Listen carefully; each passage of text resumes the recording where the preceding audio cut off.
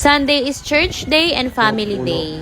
Hi mga sis, Fiona here and samahan niyo ako for another video. Maaga nga akong nagising ngayon dahil kami ay a-attend ng Sunday service. And for today's outfit ay naka wide leg pants lang ako and crew neck na t-shirt.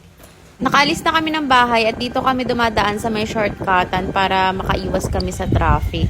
And tingnan nyo naman kung gaano pa kalawak ang open space dito sa dinadaanan namin. Pero sinisimulan na din nilang i-develop ang daan at ginagawang kalsada. Probinsya vibes pa nga ang area namin mga sis, and napansin ko na malamig ang simoy ng hangin ngayong December. Alam nyo, nakakamiss din yung ganitong surroundings, yung malayo sa usok at polusyon. Ang refreshing talaga sa mata ng color green. Kaso madilim dito kapag gabi dahil walang kuryente and wala ding masyadong bahay. Nakalabas na kami sa shortcutan at nandito na kami sa gilid lang ng highway. Alam nyo, nakasanayan ko na magsuot ng mask kapag nasa labas ako. Nandito na nga kami at papasok na kami sa parking ng church. Dito kami sa Church of God and welcome kayo dito mga sis. Nagpark lang kami and then naglakad na papuntang entrance. Isama ko kayo sa loob and let's worship God together and listen to the Word of God.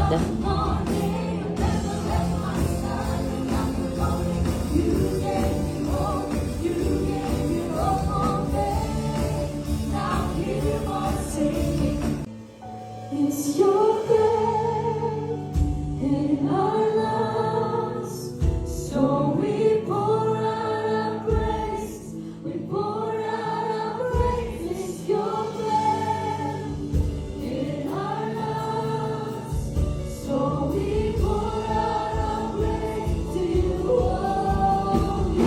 It's your breath in our lungs, so we pour out. Once you know and wait, you can proclaim and expect. Tama ba yan? Pag alam mo, marunong ka maghintay, di ba? Ang hirap kasi yung hinihintay mo na hindi mo alam. Di ba? Mahirap yun.